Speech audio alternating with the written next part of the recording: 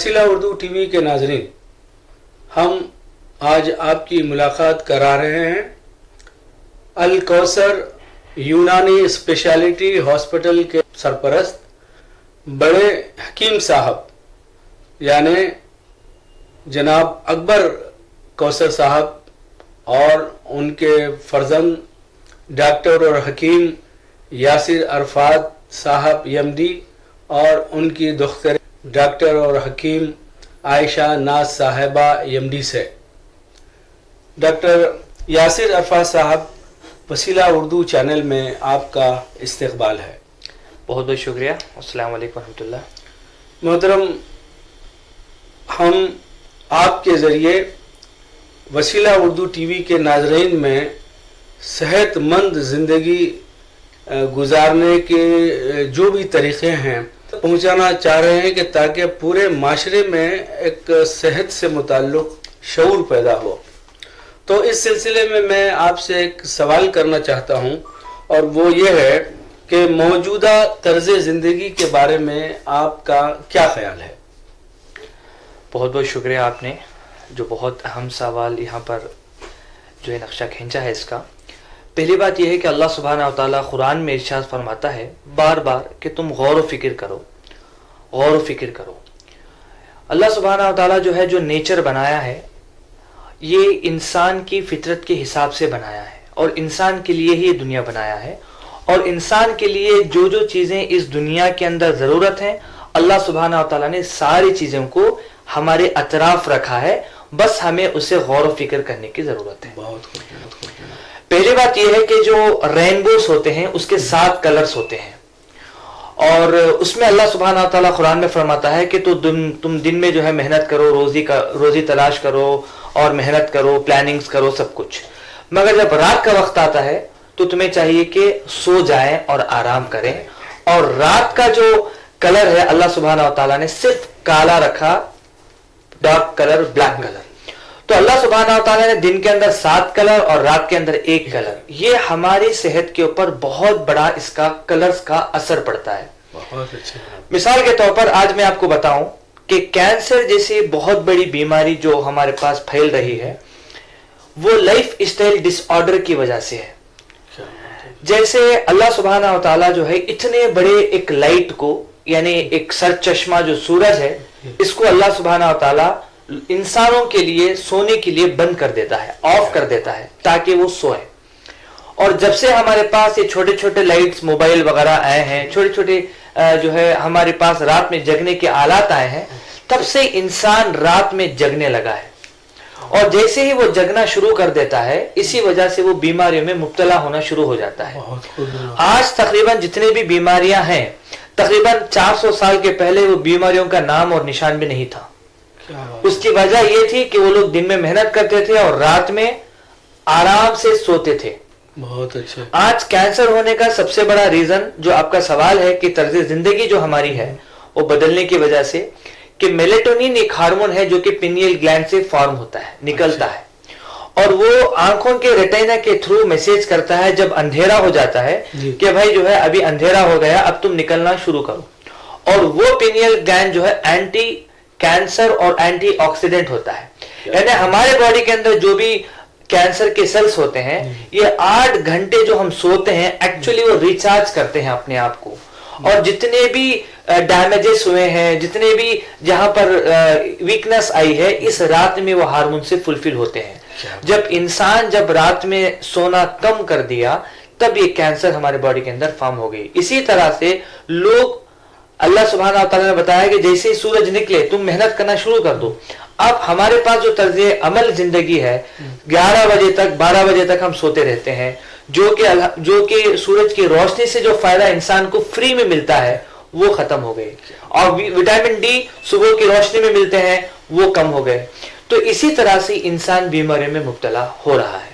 تو ہماری جو اصل وجہ یہ ہے کہ ہم نے قدرت سے جو ہمیں صحت دی ہے اس صحت کو ہم خود اپنے ہاتھوں سے استعمال نہیں کر رہے ہیں، جس کی وجہ سے ہزاروں اور لاکھوں روپے دے کے ہمیں آرٹیفیشل طور پر دوائیں لے کے صحت کو برقرار کرنا پڑ رہا ہے۔ ڈاکٹر صاحب واقعی اور موجودہ طرز زندگی پر آپ نے جو اپنے خیالات کا اظہار کیا ہے یہ میری آنکھیں کھول دی ہیں، اور مجھے یقین ہے کہ ہمارے ناظرین جو پروگرام دیکھ رہے ہیں آپ کا، ان سب کا اتنا فائدہ ہوگا کہ جس کا ہم اندازہ نہیں کر سکتا، اور آپ کی باتوں پر عمل کرتے ہوئے ہمارے ناظرین طرز زندگی میں تبدیلی لانے کی کوشش کریں گے۔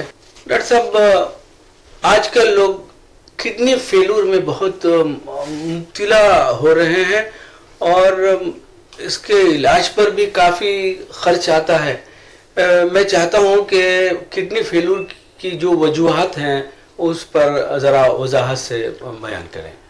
پہلے میں آپ کو یہ بتانا چاہتا ہوں کہ کوئی بھی بیماری اتنی آسانی سے انسان کے جسم میں داخل نہیں ہوتی، ماشاءاللہ۔ اور اللہ سبحانہ و تعالیٰ جو ہے جو بھی ہمیں آرگن دے کے رکھا ہے وہ ہمیں مرنے تک کے لیے صحت مند بنا کے ہی بھیجا ہے۔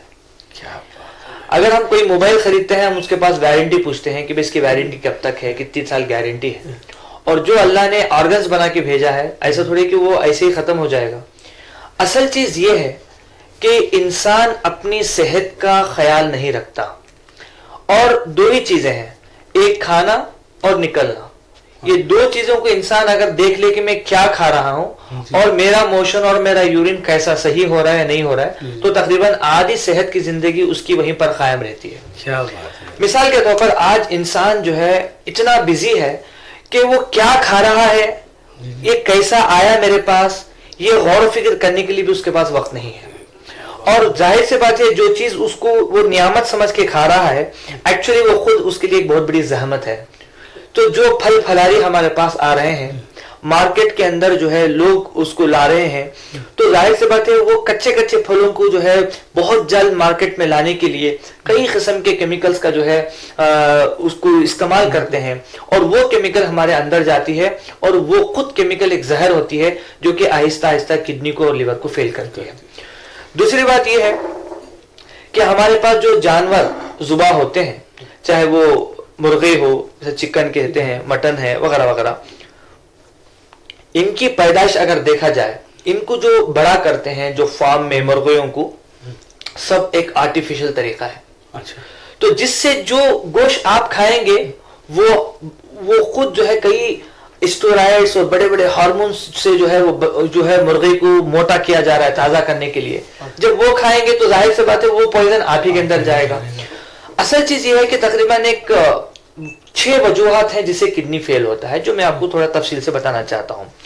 پہلا ریزن یہ ہے کہ کئی لوگوں جو لوگ ڈائبٹیز میں مبتلا ہیں، یہ لوگوں کا اگر صحیح علاج نہ کیا جائے تو یہ جو ہے تقریباً 8 یا 10 سال کے بعد یہ کڈنی میں مبتلا کرا دیتی ہے، جس کو ڈائبٹک کڈنی فیلئر کہتے ہیں، یا ڈائبٹک نیفروپیتھی اس کو کہتے ہیں۔ دوسرا جو سب سے بڑا ریزن ہے وہ ہے بلڈ پریشر۔ بلڈ پریشر کی بے احتیاطی کی وجہ سے جو ہے کڈنی جو فیل ہوتا ہے، اس کو ہائپرٹینسو نیفروپیتھی کہتے ہیں۔ تیسرا کڈنی اسٹون، جس کو لوگ بہت ہی معمولی سمجھتے ہیں۔ تو کڈنی اسٹون اگر بہت دن تک جو ہے اگر ہمارے گردوں کے اندر رہا، اور جو ہے وہ آہستہ آہستہ کئی لاکھ نیفرون کو ڈیمیج کرتا ہے، اور وہ اس کو کڈنی فیل کر دیتا ہے۔ اور 14 کئی جو ہے پاورفل پین کلر کا استعمال، کہ بھئی سر میں درد ہو رہا ہے، اور سر میں درد ہو رہا ہے، کیوں ہو رہا ہے، اس کا ریزن کیا ہے، اس کے پیچھے نہیں پڑتے۔ سر کا درد ہوا، جا کے وہ ٹیبلٹس کھا لیتے ہیں۔ تو پین کلر کھانا اس سب سے بڑا ریزن ہے کڈنی فیل ہونے کا۔ اور کچھ لوگوں کو جو ہے بچپن سے ہی کڈنی میں پھوڑے وغیرہ ہوتے ہیں، تو جو ہے جس کا صحیح طور پر تشخیص اگر کر کے علاج نہ کیا جائے تو کڈنی میں فیل میں مبتلا کر دیتی ہے۔ یہ کڈنی فیلئر 2 قسم سے بھی ہوتا ہے، جس کو ایکیوٹ اور کرونک کڈنی فیلئر کہتے ہیں۔ بٹ مسئلہ یہ ہے کہ جب کڈنی فیل ہونا شروع ہوتی ہے، اور آج ہمارے پاس جو پیرامیٹر جس کو کہتے ہیں جانچنے کا طریقہ، وہ خود طریقہ غلط ہے۔ جیسا ہم دیکھتے ہیں کڈنی فنکشن ٹیسٹ کہتے ہیں، جس کو بلڈ ٹیسٹ کا میں کڈنی فنکشن ٹیسٹ، جس کے اندر یوریا اور کریٹن کو دیکھا جاتا ہے۔ یوریا 45 نارمل ہے، کریٹن 1.5 نارمل ہے۔ اگر کہا جاتا ہے کہ یہ جو ہے یوریا اگر کریٹن بڑھا تو سمجھو کہ تمہاری کڈنی فیل ہو گئی۔ اور جب کریٹن 2-3 ہوتا ہے تو ہم سمجھتے ہیں کہ شاید ابھی انیشیل کڈنی فیل ہو رہا ہے اور یہ بڑھتا جا رہا ہے، بٹ ایکچولی ایسا نہیں ہے۔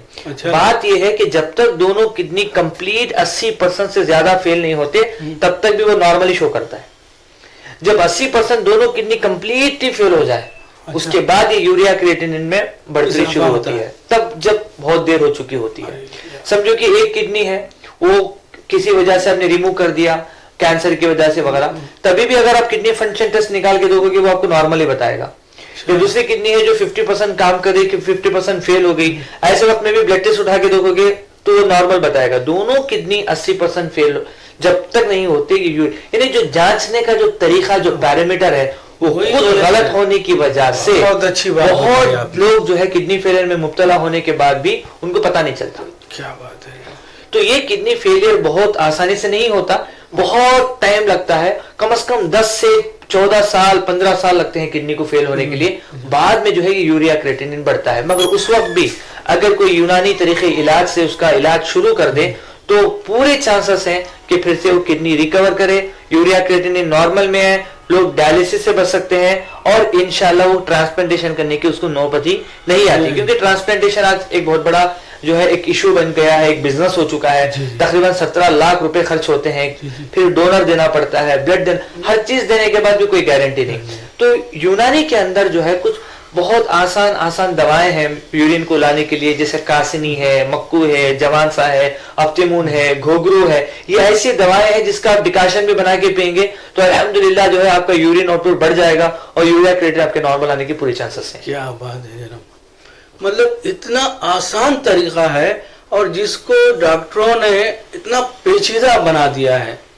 بہت خوب ڈاکٹر صاحب، بہت خوب بہت خوب. ڈاکٹر صاحب مجھے معلوم ہے کہ آپ دوروں پر رہتے ہیں اور ریسرچ میں آپ کی بہت دلچسپی ہے، اور ذرا یہ بتائیے گا کہ آپ نے کن کن ممالک کا دورہ کیا ہے اور کن ممالک میں طب نبوی پر زیادہ کام ہو رہا ہے. پہلی بات یہ ہے کہ ہندوستان سے ہٹ کے کئی ممالک میں جو ہے ہمیں جانے کا موقع ملا، جیسے تھائی لینڈ ہے، اس طرح سے چائنا ہے، ہانگ کانگ ہے، مکاؤ ہے، اسی طرح سے دبئی میں کئی جو ہے کنٹریز، پھر اس کے بعد جو ہے سعودی عرب وغیرہ. سعودی عرب کئی مرتبہ جانے کا موقع ملا. اور تو ظاہر سی بات ہے کہ دنیا میں ہر کنٹری میں اپنا ایک کلچرل ٹریٹمنٹ ہے جس کو ہمیں ماننا چاہیے. بہت اچھے جناب. ایکوپنچر چائنا میں بہت فیمس ہے اور وہاں پر اتنے ایکسپرٹ ہیں کہ لوگ دوا کے بغیر صرف نیڈل کے ذریعے سے جو ہے لوگوں کا علاج کرتے ہیں. اسی طرح سے جو ہے اگر آپ دیکھا جائے جاپان کے اندر، جاپان تو میں نہیں گیا ہوں، بٹ ایک تھراپی ہے جس کو ریکی کہتے ہیں، مطلب پیشنٹ کو ٹچ نہیں کرتے اور اس کے بغیر اس کا علاج کرتے ہیں، ریکی کہتے ہیں، یونیورسل انرجی. اسی طرح سے یونان جو گریس کہتے ہیں اس میں یونانی فیمس ہے. اسی طرح عربین کلچر کے اندر جو ہے محمد صلی اللہ علیہ وسلم کی جو دوائیں یونانی میڈیسنز وغیرہ فیمس تھی. بٹ افسوس بات یہ ہے کہ طب نبوی جہاں پر شروع ہوئی تھی آج اس کا جنازہ وہاں سے نکل چکا ہے. افسوس کی بات ہے. پہلی بات یہ ہے کہ لوگ جو ہے طب نبوی پہ لوگ خود مدینہ کے لوگ عمل نہیں کرتے. بہت کم لوگ ہیں جس کا علم جو ہے وہ رکھے ہوئے ہیں اور جو لوگ طب نبوی کو جو ہے پریکٹس میں لاتے ہیں. مگر جیسا ایجپٹ وغیرہ اگر آپ جاؤ گے مصر کے اندر، طب نبوی کے اوپر تقریباً 7.5 سال کا باقاعدہ کورس کیا گیا ہے. بہت اچھا. اور طب نبوی ایسا نہیں کہ آپ وہ جو ہے کبھی کھا لیا کبھی استعمال، ایسا نہیں ہے. لوگ سمجھتے ہیں کہ شہد اور کلونجی تک ہی طب نبوی ہے، بلکہ طب نبوی جیسے MBBS ایک واسٹ سبجیکٹ ہے، اس طرح سے طب نبوی ایک واسٹ سبجیکٹ ہے. بات یہ ہے کہ اس میں ریسرچ کرنے کی ضرورت ہے. مگر ایک چیز مجھے جو ہے بہت خوشی ہوئی، میں ریسنٹلی میں جب مدینہ گیا تھا تو میری خواہش تھی کہ وہاں کی جو دیہات کے لوگ، ایجوکیٹڈ لوگ نہیں، وہاں کے جو دیہات کے لوگ تھے وہ لوگ کڈنی فیلئر کا، لیور فیلئر کا جو علاج کرتے تھے، ایک ٹریڈیشنل ٹریٹمنٹ تھا. ان کو ہم ڈاکٹرز نہیں کہہ سکتے، مگر یہ ٹریڈیشنل طریقے سے جو ہے یہ لوگ جو ہے اونٹ کے دودھ سے اور پیشاب سے وہ ملا کے جو ہے لوگوں کا علاج کرتے تھے. لوگ صحت مند ہونے کے لیے جو ہے وہ پیتے تھے. اب بات ایک آ سکتی ہے کہ ڈاکٹر صاحب یہ پیشاب کے بارے میں آپ نے یہاں پر جو ہے چھیڑ دیا، کیا اس طرح سے؟ یہ باقاعدہ طور پر حدیث بخاری کے اندر، مسلم کے اندر جو ہے ایک حدیث، طویل حدیث ہے، جو شارٹ میں یہ ہے کہ عقل اور اورینا کے جو ہے 2 الگ الگ گاؤں ہوتے ہیں، وہاں پر جو یہودیوں کو ارسٹ کر کے کیا جاتا ہے، وہ لوگوں کی جو ہے حالت خراب ہو جاتی ہے، صحت خراب ہو جاتی ہے، اور جو سمٹمز وہ بتاتے ہیں اس کے اندر کڈنی اور لیور جو فیل ہونے کے سمٹمز ہے وہ بتاتے ہیں. تب صحابہ پریشان ہو کے محمد صلی اللہ علیہ وسلم کے پاس آ کے کہتے ہیں کہ جن یہودیوں کو ہم نے ارسٹ کر کے رکھا ہے وہ لوگوں کی جو ہے طبیعت اتنی خراب ہے تو آب و ہوا کی وجہ سے. تو محمد صلی اللہ علیہ وسلم خود کہتے ہیں کہ جو صدقے میں آئے ہوئے اونٹوں کو لے کے جاؤ اور ان کا دودھ اور پیشاب ملا کے ان کو پلاؤ, اور کچھ دن پلانے کے بعد وہ لوگ صحت یاب ہو جاتے ہیں. تو میڈیکلی طب نبوی کے اندر جو ہے ہم دیکھیں گے تو ایسے کئی چیزیں ہیں جس کے اندر ہمیں محمد صلی اللہ علیہ وسلم نے کئی بڑی بڑی بیماریوں کا علاج کا طریقہ کلیئرلی بتایا ہے. تو مگر سٹی کے اندر یہ جو ہے ابھی نہیں موجود ہے, بٹ جو سٹی سے باہر جیسا احد کا پہاڑ کی پیچھے کے حصے کے اندر آج بھی آپ جو ہے وہ اونٹوں کو وغیرہ جیسا لوگ وہ علاج کرتے ہیں, آپ جا کے دیکھ سکتے ہیں انشاءاللہ. بہت اچھے جناب, بہت اچھے, بہت اچھے. ڈاکٹر صاحب آپ نے بھی طب نبوی پر روشنی ڈالی ہے, اور اس سے یہ ثابت ہوتا ہے کہ حکمت سنت رسول ہے. لیکن افسوس کی بات یہ ہے کہ خود مسلمان اس سلسلے میں بے توجہی برت رہے ہیں. اس پر آپ کا کیا خیال ہے؟ پہلی بات یہ ہے کہ دنیا کے اندر جتنے بھی ٹیکنالوجی کی شروعات اگر دیکھا جائے وہ مسلمانوں سے ہی ہوا ہے. تاریخ گواہ ہے کہ شیخ بو علی سینا کی جو کتاب لکھی ہوئی ہے القانون فی الطب, اگر اس کے بارے میں دیکھا جائے کہ تقریباً اس کو جو ہے بائبل آف میڈیسنز کہا جاتا ہے, اور خود ایلوپیتھک ڈاکٹر تقریباً 600 سال تک اس کتاب کو فالو کیے ہیں جو ابی سینا نے, شیخ بو علی سینا نے لکھا ہے. اسی طرح جو سرجری آج سے 1000 سال کے پہلے الزہروی نام حکیم نے جو ہے سرجری کے انسٹرومنٹ 200 انسٹرومنٹ 1000 سال کے پہلے انہوں نے بنایا, اور وہی آج بھی جو ہے فادر آف سرجری ہے. تو مسلمانوں کا پہلے سے ہی جو ہے رول ہے, چاہے وہ آسٹرونومی ہو, چاہے وہ میڈیکل رول میں ہو, چاہے جغرافی کے اندر ہو, مسلمانوں نے کافی کام کیا ہے. بات یہ ہے کہ آج کل جو رولز اور ریگولیشنز لا رہے ہیں کہ بھئی آپ کو ڈاکٹر بننا ہے تو یہاں پر پڑھنا پڑے گا, ایک زمانہ تھا وہ ویسا نہیں تھا, کہ بلکہ ایک فیملی تھی, وہ فیملی پریکٹس کرتی تھی, پھر وہ اپنے بچوں کی وہ ٹریننگ کرتے تھے, اپنے بچوں کی وہ ایکسپیرینس بچپن سے کراتے تھے, یہ ہوتے تو حکمت چلے آ رہی تھی. بٹ جب ہم میڈیکل فیلڈ میں جو ہے پڑھنے کے لیے جب آتے ہیں تو ہمارے پاس آج لوگ بزنس کی طرح سوچتے ہیں کہ بھائی اس فیلڈ میں جا کے میں باہر نکلوں گا تو مجھے کتنا فائدہ ہوگا. تو ظاہر سے بات ہے کہ اس میں 90% کا جو لوگوں کا رجحان ایلوپیتھک سسٹم آف میڈیسنز کے پر ہوتا ہے کہ بھائی میں اس سے باہر جاؤں گا تو مجھے ہاسپٹل مل جائے گی, میں اسکین میں کما سکتا ہوں, میں ایڈمیٹیشن کا کرا سکتا ہوں, میں یہ ڈال سکتا ہوں, بل وہ ڈال سکتا ہوں. بٹ میں یونانی میڈیسن کروں گا, یہ کروں گا, وہ کروں گا, تو پھر میرا فیوچر نہیں ہے. اور یونانی میڈیسنز میں بہت مشکل یہ ہے کہ دوائیں بنانا پڑتا ہے, شناخت کی ضرورت ہے, اور اس کو جو ہے مینوفیکچرنگ کرنی پڑتی ہے. بٹ ایلوپیتھک میں ویسا نہیں ہے, ایلوپیتھک میں ایزیلی ہر چیز اویلیبل ہوتی ہے, اٹھا کے دینا پڑتا ہے. تو اس سے کیا ہو گیا کہ ہمارے قوم کے جو مسلمان لوگ ماشاءاللہ جو ہے ماشاءاللہ ابھی یونانی سسٹم آف میڈیسن کے آپ دیکھیں گے پورے کے پورے مسلمان ہی پڑھتے ہیں, مگر پرسنٹیج میں واقعی کم ہے. اس کا ریزن یہ ہے کہ ہمارے پاس پہلے سے ہی ہم اپنے بچوں کو مائنڈ سے پریپریشن نہیں کرتے کہ بھائی آپ کو بعد میں حکمت کرنا ہے یا اس طرح سے کرنا ہے, آپ بزنس مین بنو گے تو اتنا کماؤ گے. تو لوگوں کو خدمت خلق, کیونکہ سب سے اچھا کام دین کی بات پہنچانے کے بعد آپ لوگوں کی مدد کرنا ہے. بہت خوب. تو جب انسان جو ہے ڈاکٹر بنتا ہے یہ دونوں کام ایک ساتھ ہو جاتی ہے.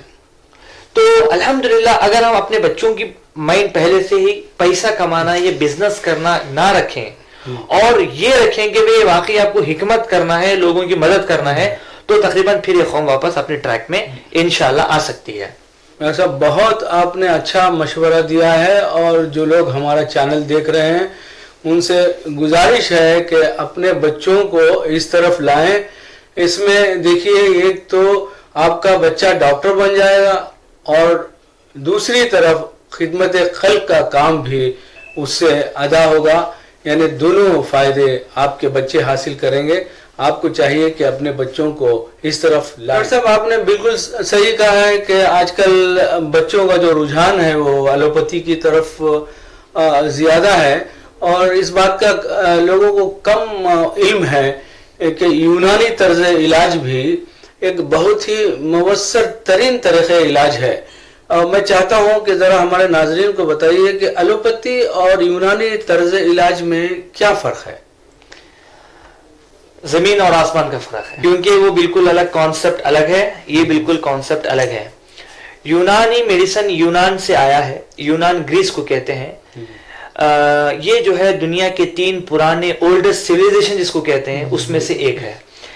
اگر یونانی کی ہسٹری آپ دیکھیں گے تقریباً 1,500 سے 2,000 سال پرانا ہے، تقریباً 1,500 سال تو پرانا ہے. تو بات یہ ہے کہ جو سسٹم جتنا پرانا ہوتا ہے اس کے اندر اتنی ایکسپیرینس اس کے اندر رہتی ہے. اور اگر آپ دیکھا جائے کہ بھئی ایلوپیتھک سسٹم آف میڈیسن جو ہے تقریباً اس کی عمر موسٹلی 700 ایئرس سے تقریباً مور دین جو ہے 100 ایئرس سے 200 ایئرس سے زیادہ جو ہے ہمیں لٹریچر زیادہ نہیں مل پاتا. بٹ مسئلہ یہ ہے کہ جو گورنمنٹ جس سسٹم کو مدد کرتی ہے صرف وہی سسٹم آگے بڑھتا ہے. اور یہ یونانی میڈیسنز کو جو ہے پلان طور پر جو ہے ایک وقت میں ختم کیا گیا برٹش کے زمانے میں. ایلوپیتھک کو ماڈرن جو ہے دور کہا جاتا تھا اور اس میں جو ہے یورپین میڈیسنز کے نام سے اس کو انٹروڈیوس کیا. جب ہندوستان جب آزادی کے پہلے جب اس کے اندر ہندوستان کے اندر بھی جو ہے یورپ کا ہی زیادہ تر جو ہے میڈیسنز کا استعمال کرتے تھے تو ایسے حکیموں کو جو خاندانی تھے یہ لوگوں کو ارسٹ کیا گیا اور بعد میں وہ لوگوں کو جو ہے سسٹم کو پلان طور پر ختم کیا گیا تاکہ جو ہے یورپین میڈیسنز بڑھے. آج بھی گورنمنٹ جس سسٹم کو جو ہے سپورٹ کرتی ہے وہی سسٹم آگے بڑھتا ہے.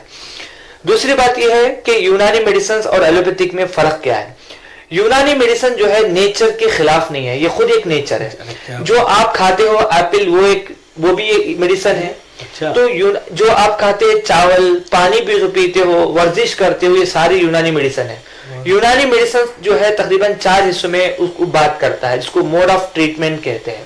پہلی بات ہے کہ علاج بالغذا، غذا کے ذریعے سے علاج کرنا. مثال کے طور پر آپ کے اندر جو چیز زیادہ ہے اس کو کم کر کے دوسری چیز کھلانا. تو بولے کہ بھائی آپ کیلا زیادہ مت کھاؤ، آپ آرنج کھاؤ، آپ انار کھاؤ. تو غذا کے ذریعے سے جو علاج ہوتی ہے جس کو ہم کہتے ہیں علاج بالغذا.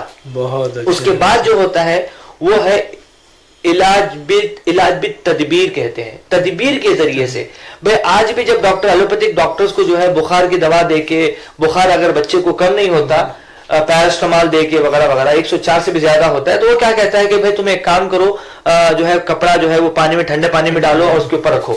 یہ تدبیر ہے جو کہ یونانی سسٹم کا مجبوراً ایلوپیتھک ڈاکٹر استعمال کرتا ہے. تو یہ تدبیر ہے. بھائی آپ کا مزاج اگر گرم اور خشک ہے تو سرد اور تر دوا کھاؤ، اگر سرد و تر ہے تو گرم و خشک کی جو ہے دوا کھاؤ. دوا کیا ہوتی ہے؟ خلیل مقدار میں کھائے تو دوا ہوتی ہے، کثیر مقدار میں کھائے تو غذا ہوتی ہے. ارے کیا بات ہے. جیسے اگر آپ نے بادام کھا لیا کثیر مقدار میں یہ غذا ہو گئی، خلیل مقدار میں کھا لیا وہ دوا ہو گئی. کلونجی کو اللہ کے رسول نے فرمایا کہ 7 دانے کھاؤ، 7 دانے کھاؤ گے تو یہ آپ کی دوا کے طور پر کام کرے گی. اگر کلونجی زیادہ کھا لیا تو غذا ہو جائے گی. اسی طرح سے اللہ کے رسول صلی اللہ علیہ وسلم نے فرمایا کہ 7 اجوا کھجور کے فائدے اللہ کے رسول نے فرمائے. اسی طرح سے اللہ کے رسول نے فرمایا کہ تم جیسا تربوز اگر آپ کھا رہے ہو تو آپ ساتھ میں کھجور کا استعمال کرو کیونکہ تربوز کی سردی جو ہے کھجور کی گرمی نکالتی ہے اور جو کھجور کی گرمی سردی اس کو تو یہ جو مزاج کا جو کھیل ہے یہ غذاؤں سے ہوتا ہے. کیا بات ہے. اس لیے اس کو کہتے ہیں علاج بالغذا. اور آپ یہ بھی پوچھ سکتے ہیں کہ میں یونانی سسٹم کا جو ہے بات کر رہا ہوں تو آپ عربین میڈیسنز محمد صلی اللہ علیہ وسلم کی بات کیوں کر رہے ہیں؟ کیونکہ جب یہ جو یونانی سسٹم جو ہے یونان سے عرب آیا، عرب سے فارس ہوتے ہوئے انڈیا آیا تو یہاں پر انڈیا کے بھی کلچر کے جو میڈیسنز ہیں ملی ہوئی ہیں، عرب کے بھی ہیں، فارس کے بھی ہیں اور خود گریس کے بھی ہیں. اور یہ کہتے ہیں علاج بالتدبیر. علاج بالتدبیر میں کیا ہوتا ہے کہ بھئی زیادہ تم ورزش نہیں کر رہے ورزش کرو. بھئی تم بہت زیادہ سے جو ہے تم جو ہے ٹہل نہیں رہے ہو چلو مساج کرو. پسینہ تمہیں نہیں آ رہا ہے اسٹیم کرو. اس کو کہتے ہیں جیسا کپنگ ہو گیا، لیچنگ ہو گیا وغیرہ وغیرہ. یہ سارے جو چیزیں ہیں یہ علاج بالتدبیر کے اندر آتے ہیں. اس کے بعد اس سے بھی اگر ٹھیک نہیں ہوا اس کے بعد آتا ہے علاج بالدوا. یہ تیسرا درجہ آتا ہے کہ دوا کے ذریعے سے علاج کرنا. مریض کا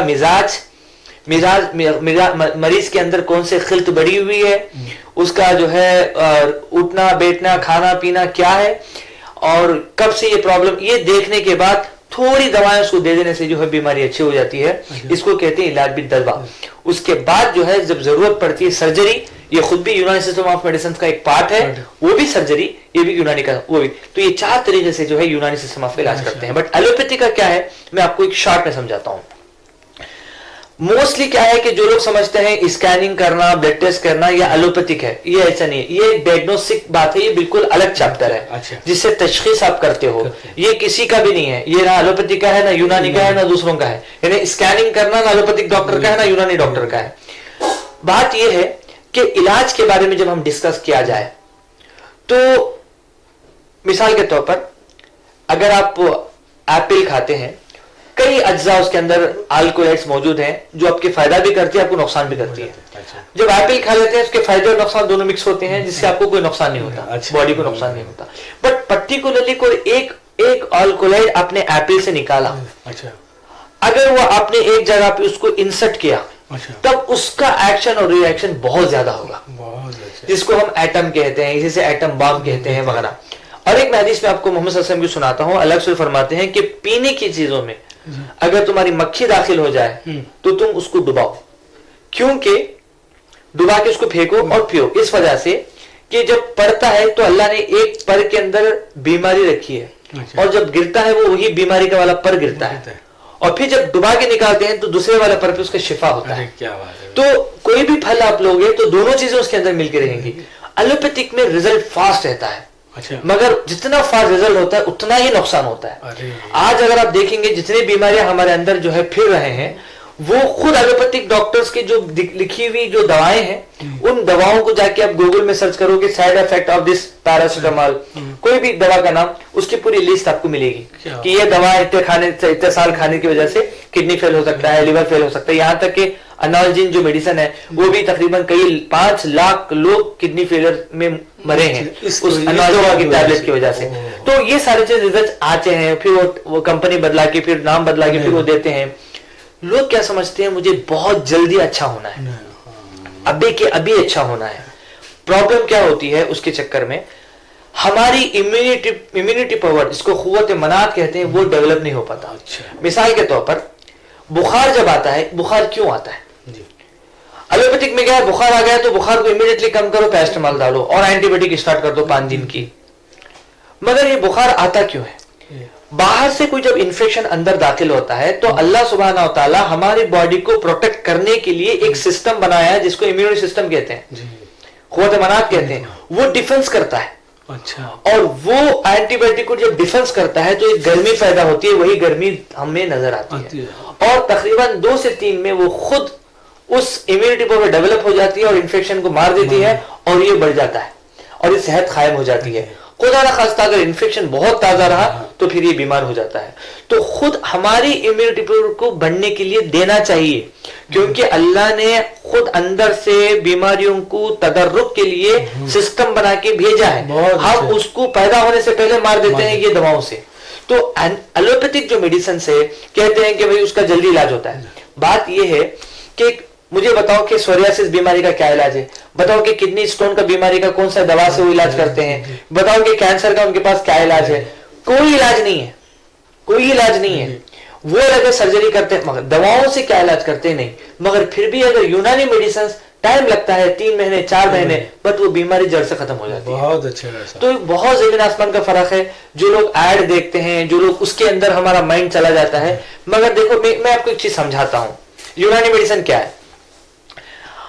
آج بھی ہمیں یاد ہے کہ ہم جب بچپن میں تھے، کسی گھر میں اگر سر میں دکھتا تھا تو ہمارے دادی یا ہمارے نانی کیا کرتے تھے، ڈیکاشن بناتے تھے، اس میں لیمو ڈال دیا، یا کبھی جو ہے وہ کیا بولتے ہیں، کچھ پتے، تلسی کے پتے ڈال دیے، دے دیا، وہ پی لیے، اچھے ہو گئے۔ سر میں درد ہو رہا ہے، جنتر لگا لیا، بھائی چلو سو جاؤ تم آرام کرو، ٹھیک ہو گیا۔ کہیں مار پڑ گیا، ہلدی کو جو ہے پیس کے لگا دیا۔ وہ یونانی سسٹم آف میڈیسنس جو ہے، ایک یونانی آف سسٹم آف میڈیسن جو ہے ایک بہترین کالج کے انداز میں آیا ہے۔ بٹ یہ ہے کہ جو بڑے بڑے بیماریاں چھوٹے چھوٹے طریقوں سے اچھے ہوتے تھے اس زمانے میں، آج وہ چھوٹی چھوٹی بیماریاں بڑے بڑے ہاسپٹل سے علاج نہیں ہو پا رہا ہے۔ تو ہمیں جاننا یہ چاہیے کہ واقعی ہم کیا کر رہے ہیں، کس وے میں جا رہے ہیں۔ کیا ہمارے دادی کو ڈائبٹیز تھا؟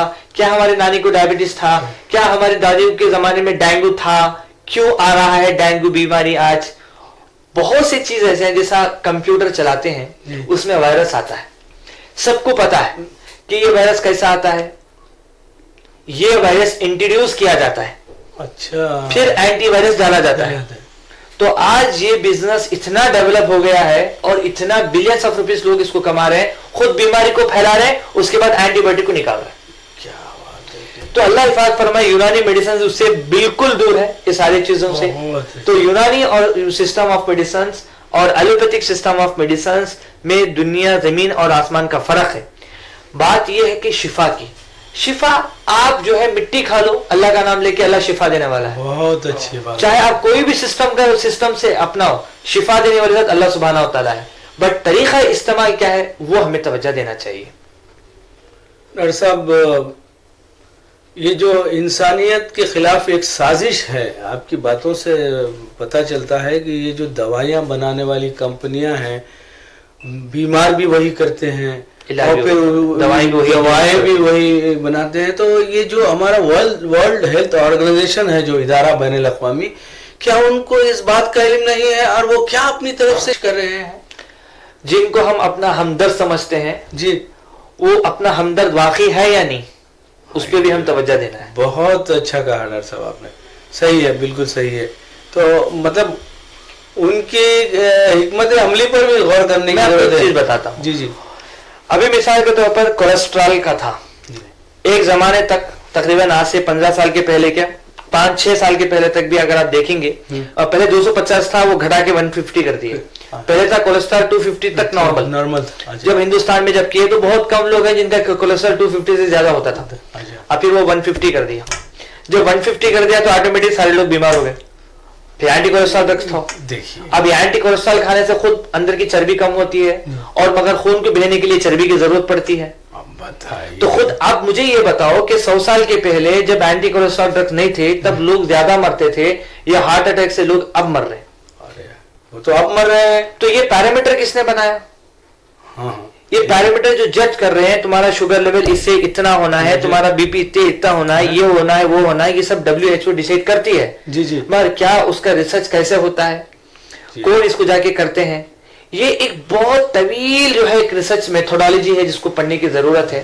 مثال کے طور پر افریقہ کے اندر کچھ 100 لوگوں کو رینڈملی سلیکٹ کیا, ان کا بی پی چیک کیا, ان کا بلڈ ٹیسٹ چیک کیا, ایک رینج ڈیسائیڈ کر کے وہ لوگ کرتے ہیں, اور وہ پوری دنیا کے اندر امپلیمنٹ کرتے ہیں. مگر ہر ایک محلے کا آدمی بدلتا ہے دوسرے محلے سے. جی بے شک بے شک. تو پہلی بات یہ ہے کہ بھائی اگر آپ کی ہائٹ اور ویٹ, کھانا پینا, خاندان آپ کا آپ کی صحت کے اوپر ڈیپینڈ کرتا ہے. بھائی آپ خود جو ہے ایک خان کے خاندان سے ہو, پٹھان سے ہو, تو پھر آپ کی ہائٹ ویٹ تو اتنا ہونا چاہیے, ہے نا. تو پھر اگر آپ چائنا کے ہو یا جو ہے انڈونیشیا کے ہو تو آپ کی ہائٹ اتنی ہی ہے, تقریباً 4 فٹ سے 5 فٹ کے اندر ہونی چاہیے.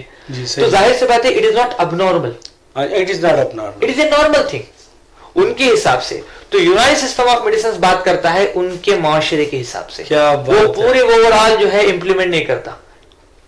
تو بات یہ ہے کہ ہمارا جو پیرامیٹر آف ڈائگنوسس تھا کہ آپ کو تکلیف کیا ہے صاحب, بھائی مجھے یہ تکلیف ہے, میں کمزور ہو جاتا ہوں, مجھے جو ہے الٹی ہوتی ہے, مجھے بھوک نہیں لگتی ہے, مجھے پیشاب کم آتا ہے, یہ سمٹم تھے. آج اور حکیم صاحب دوا دیے, پھر بولے کہ ڈاکٹر صاحب پیشاب اچھا آ رہا ہے, صحت اچھی ہے, الٹی بند ہو گئی, چلو آپ اچھے ہو گئے. مگر آج یہ جو سمٹمز ہیں پیشنٹ بھی ماننے کے لیے تیار نہیں ہے, ڈاکٹر بھی ماننے کے لیے تیار نہیں ہے, کیونکہ پیشنٹ بھی وہی نمبر دیکھتا ہے, ڈاکٹر بھی وہی نمبر دیکھتا ہے, اور وہ لیبارٹری ڈیسائیڈ کرتی ہے کہ آپ بیمار ہو, صحت مند ہو, آپ ڈیسائیڈ نہیں کرتے. کیا بات ہے. اور آپ یقین نہیں مانیں گے جتنے بھی لیبارٹریز اگر آپ دیکھو گے, کیا کتنا پرسنٹ واقعی وہ لوگ ٹیسٹ کتنا کرتے ہیں, واقعی جو ٹیسٹ کرتے ہیں تو واقعی کیا صحیح ٹیسٹ کرتے ہیں, بلڈ ٹیسٹ کرتے ہیں, کیا ان کے پاس اتنا ٹائم ہے کہ آپ کا بلڈ نکال کے 1 سے 1.5 گھنٹہ توجہ دے کہ آپ کے بلڈ کو جو ہے دیکھا جائے کتنا ہے. اور اگر واقعی صحیح ہے تو دوسرے لیبارٹری میں آپ ایک ساتھ دیجئے, بتاؤ کہ آپ کے یہاں پر بلڈ ٹیسٹ الگ رہے گا, بازو الگ رہے گا, بازو الگ رہے گا, پھر الگ رہے گا, تو بتاؤ کہ پہلے آپ لوگ ڈیسائیڈ کرو کہ اس میں کون سا صحیح ہے. تو آپ لوگ ہم خود کیا کرتے ہیں, یہ نمبروں پہ, ڈاکٹر صاحب میرا شوگر لیول 300 ہے, کیا ہو گیا بھائی, اچھا ہے نا, ہارٹ اٹیک آیا, مر گیا, کوئی تکلیف ہے, کچھ نہیں, نہیں ڈاکٹر صاحب نمبر 300 ہے, تو کیا ہو گیا, رہنے دو. کیا بات ہے. تو یہ ہم جو ہے نمبر دیکھے, اگر سمجھو کہ اس کو نارمل 150 آ گیا, 120 آ گیا, اور پیشنٹ کو تکلیف ہے, نمبر دیکھ کے خوش ہو جاتا, چلو میرا تو شوگر کم ہے. تو یہ نمبروں کے ساتھ ہماری جو ہے کھلواڑ ہو رہی ہے, جو کہ جو پیرامیٹر ہے جو ہے جس کو ہم سمجھنا ہے, یہ بہت بڑی چیزیں ہیں جس کو آپ ریسرچ میتھوڈالوجی کے اندر آپ جاؤ گے تو پوری دنیا ہے, یہ جانتے رہیں گے تو آپ کو جو ہے کھودتے رہیں گے تو جو ہے آپ کو اور نکلتا رہے گا باتیں. اس کے لیے ہمارے پاس وقت نہیں ہے, ہمارے قوم کے پاس وقت نہیں ہے, ہم اللہ جو دماغ دیا ہے اس کو سوچنے کے لیے نہیں لگاتے ہیں, جس کی وجہ سے وہ جیسا بولتے ہیں نا ایک بہت کہ جب تک جو ہے بیوقوف زندہ رہے گا عقل مند بھوکا نہیں سوتا. کیا بات ہے, کیا بات ہے ڈاکٹر صاحب. تو اس طرح سے چل رہی ہے ساری چیزیں. بس اللہ سے دعا کریں کہ اللہ سبحانہ و تعالیٰ اس ساری چیزوں سے ہماری اور ہمارے قوم کی, ہمارے لوگوں کی, انسانیت کی حفاظت کرے. آمین آمین. بہت اچھا صاحب, آپ سے گفتگو کر کے مجھے حیرت ہو رہی ہے کہ جن معلومات کا آپ نے اظہار کیا ہے ان معلومات تک پہنچنے کے لیے, انہیں حاصل کرنے کے لیے انسان کو ایک طویل عمر کی ضرورت پڑتی ہے. لیکن آپ نوجوان ہیں اور اتنی معلومات آپ نے جمع کی ہے, یہ واقعی آپ کے والد محترم بڑے حکیم صاحب کی تربیت کا نتیجہ ہے کہ آپ نے اتنی کم عمر میں اپنے شعبے میں اتنی معلومات جمع کی ہیں آپ نے. اور میں سمجھتا ہوں کہ ہمارے نوجوانوں کے لیے جو اس طرف آنا چاہتے ہیں ان کے لیے آپ یقیناً ایک مثال ثابت ہوں گے. ڈاکٹر صاحب, میں آپ کی خدمت میں اردو چینل کی جانب سے اور ہمارے چینل کے ناظرین کی جانب سے آپ کی خدمت میں مبارکباد پیش کرتا ہوں. آپ کے والد محترم بڑے حکیم صاحب کی خدمت میں مبارکباد پیش کرتا ہوں. اور ہمیں امید ہے کہ الکوثر یونانی ملٹی اسپیشلٹی ہاسپٹل کے ذریعے جو آپ خدمات انجام دے رہے ہیں اور یہ خدمات نسلاً بعد نسل جاری رہیں گی, اور آپ کے خاندان کے ذریعے سے نہ صرف مسلمانوں کا بلکہ پورے ہندوستان کے لوگوں کا فائدہ ہوگا. اور پھر آپ بیرونی ممالک کا بھی سفر کرتے ہیں تو ظاہر ہے وہ لوگ بھی آپ سے استفادہ کرتے ہوں گے. ڈاکٹر صاحب, ہمارے چینل کے جو ناظرین ہیں آپ ان کے لیے کوئی ایسی بات بتائیے کہ ان کی زندگیوں میں خصوصاً صحت بخش زندگی وہ کس طرح گزاریں, ایک پیغام آپ انہیں دیجیے گا. بہت بہت شکریہ. ہمارے جیسے صاحب نے بہت زیادہ تعریف کی, بٹ ہم اس کے قابل نہیں ہیں, اور سب سے بڑی چیز یہ ہے کہ اللہ کا کرم ہے, اس سے بڑھ کے کچھ نہیں. اور جیسے ناظرین, آپ کے لیے ایک میسیج میں آپ کو دینا چاہتا ہوں کہ سب سے بڑی چیز یہ ہے کہ ہم اللہ کی کتاب کو سمجھیں, صحت کے لیے بھی ہو, اپنی زندگی سدھارنے کے لیے بھی ہو, جنت کمانے کے لیے ہو, عزت کمانے کے لیے ہو, اللہ کے لیے جو ہے قرآن کو سمجھ کے پڑھے. قرآن کو یہ نہ سمجھے کہ یہ ہمیں سمجھ میں نہیں آتی ہے. اس کے اندر میڈیکل ہے, آسٹرونومی ہے, میتھس ہے, ایوری تھنگ آپ کو جو ہے قرآن کے اندر مل جائے گا. اور اللہ خود قرآن میں فرماتا ہے کہ جو غور و فکر کرتے ہیں صرف ایسے ہی لوگوں کو اللہ ہدایت دیتا ہے, صحیح راستہ دیتا ہے. بہت اچھے. تو طب ایک الگ دنیا نہیں ہے, بلکہ یہ ایک زندگی کا ایک پارٹ ہے. ہر آدمی کو basic knowledge, first aid treatment کرنا چاہیے. آج سے 100 سال کے پہلے کوئی ملٹی اسپیشلسٹ ہاسپٹل اس دنیا کے اندر نہیں تھا. آج سے 200 سال کے پہلے اگر آپ دیکھیں گے ہر گھر میں ان کے دادی اور ان کے نانی ان کے اسپیشلسٹ ڈاکٹر ہوتے تھے, جو کہ فرسٹ ایڈ ٹریٹمنٹ, اگر بچہ گر جاتا ہے تو وہی آ کے ہلدی لگاتے تھے, جالا لا کے وہ لگاتے تھے. ایسے کئی ہزاروں ہمارے سامنے جو ہے چیزیں موجود ہیں کہ ڈیلیوری گھر میں ہی ہوتی تھی. مگر 100 سال سے جو ہے جب سے ملٹی اسپیش ہاسپٹل وغیرہ وغیرہ وغیرہ بننا شروع ہوئے ہیں تو یہ جو ہے ایک اس پارٹ کو بتا دیا کہ بھئی آپ اس میں دخل مت دو. نہیں ہے, آپ کی صحت ہے, آپ اس کو مینٹین کرنا ہے. دوسری بات یہ ہے کہ پڑھیں, کیونکہ اللہ نے قرآن میں اقرا کہا, پڑھنے کے لیے کہا, سننے کے لیے نہیں. سننے کا جو میسج ہوتا ہے وہ بہت جلدی چلا جاتا ہے, اس میں جوش آتا ہے اور جوش کبھی بھی ٹھنڈا ہو جاتا ہے. جب ہم پڑھتے ہیں تو جو ہم پڑھتے ہیں وہ سب کانشیس مائنڈ کے اندر میمورائز ہوتا ہے. تو چاہے کتنا بھی آپ کو ملٹی میڈیا آ جائے, فیس بک آ جائے, واٹس ایپ آ جائے, یوٹیوب آ جائے, مگر پڑھنے پہ جو نالج ملتا ہے وہ آپ کو کوئی بھی میڈیا سے نہیں مل سکتا. تو دوسری بات یہ ہے کہ آپ پڑھیں. اور تیسری بات یہ ہے کہ جتنا آپ کو نالج ہے وہ دوسروں کو شیئر کرنے کی کوشش کریں, اور جتنا آپ شیئر کرو گے, آپ اتنا شیئر کرو گے, آپ کی نالج میں اور اضافہ ہوگا, لوگ آپ سے کوسچن کرتے رہیں گے. آپ نے سوال کیا کہ اتنی عمر کے اندر آپ نے جو ہے اتنا علم کیسا.